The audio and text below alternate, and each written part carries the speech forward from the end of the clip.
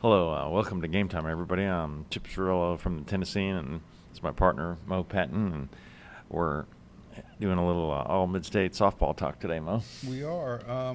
This is the second of our five spring sport all mid-state teams. We've already got our track team up on Tennessean.com.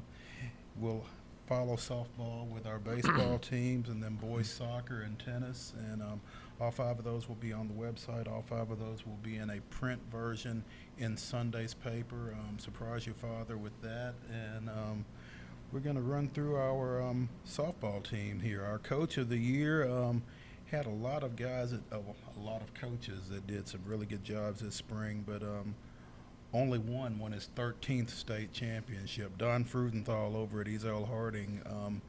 From 87 to 2001, over 14 years, they have won 12 state championships, a state record in softball.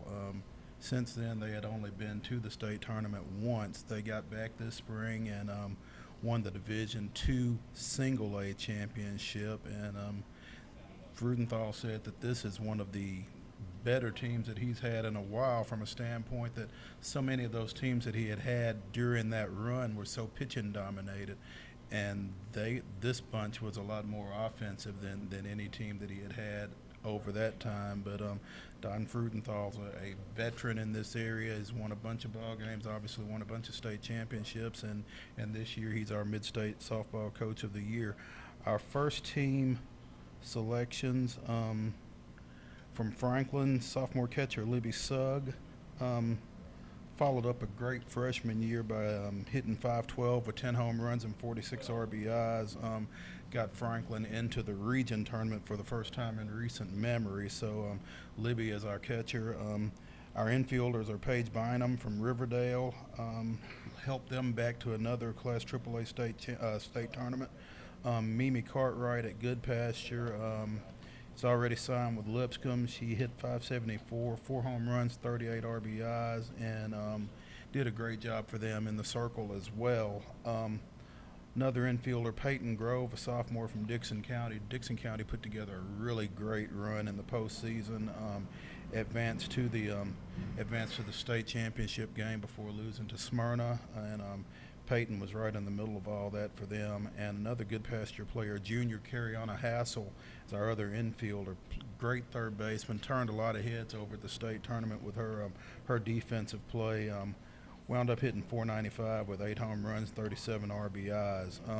In the outfield, we've got Beaches Sheridan Allen, Ravenwood's Haley Barnett, and Ezel Harding sophomore Brittany Edmondson, who is already committed to the University of Tennessee. And our utility player is Clarksville junior Heather Norris, who had a fantastic season both with the bat and on the rubber. She went 30-7 with an .082 earned run average, struck out 347. She batted .383 with 7 home runs and 45 RBIs. So what she wasn't giving up on the mound, she was getting at the plate. Great season on both ends for Heather.